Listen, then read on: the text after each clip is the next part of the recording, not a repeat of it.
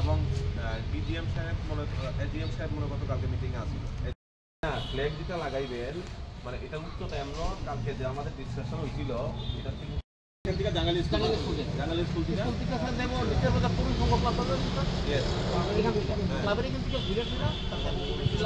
থেকে মুভ করবো, ঠিক আছে।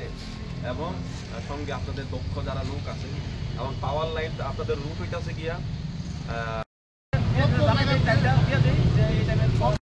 এটা দেখা ফায়ার সার্ভিস আপনাদের ওভারঅল যখন মুভমেন্ট করবো অন্যান্য বছর যেভাবে রদ করি এইবার তো একটা লাগছে আমরা আরো যেটা করছে যে চারটে দপ্তর আছে, চারটে দপ্তর চারটে এগুলো দিবে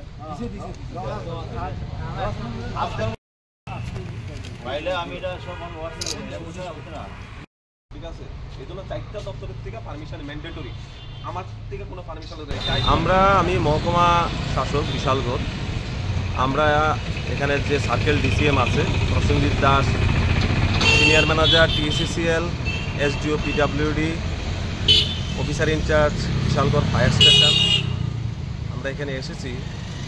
আমরা এখানে যে জগন্নাথ জিও মন্দির বিশালগড় থেকে রথযাত্রা উপলক্ষে রবিবার যে রথ বেরোবে সেই রথের যে পরিকাঠামোগত যে স্ট্রাকচার এবং যে রুটে রথ বেরোবে, রথ এখান থেকে যাবে জাঙ্গালিয়া স্কুল, সেখান থেকে নিচের বাজারে যাবে, সেখান থেকে অফিস টিলা, তারপর ব্যাক করবে, এই রুটটা আমরা পর্যবেক্ষণ করব।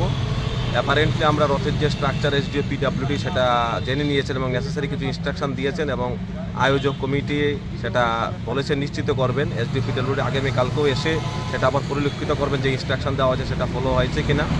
আমাদের এই রথের সঙ্গে আমাদের অ্যাম্বুলেন্স থাকবে, এসডিএমওকে বলা হয়েছে, টিএসিসিএলের গাড়ি থাকবে যাতে বিদ্যুতের কোনো জায়গাতে কোনো সমস্যা যদি হয় সেটা যাতে অবিলম্বে যাতে নিরূপণ করা যায়।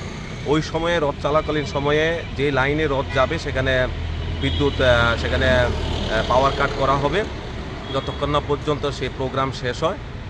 নেসেসারি ইনস্ট্রাকশান ডিসিএমকেও দেওয়া হয়েছে, উনি সশরীরে এখানে রবিবার দিন প্রেজেন্ট থাকবেন এবং বিভিন্ন দপ্তরের যারা আধিকারিক আছেন ওনাদেরকেও বলা হয়েছে স্টেশনে থাকার জন্য এবং যে নিরাপত্তাজনিত যে ব্যবস্থাপনাগুলি রয়েছে সেগুলি যাতে কোনো অবস্থায় সেখানে ত্রুটি যাতে না থাকে সেগুলি পরিলক্ষিত করার জন্য আমরা আশাবাদী যে কোনো ধরনের অঘটন আমরা হতে দেব না। আমরা প্রশাসন থেকে আমরা তৎপর আছি।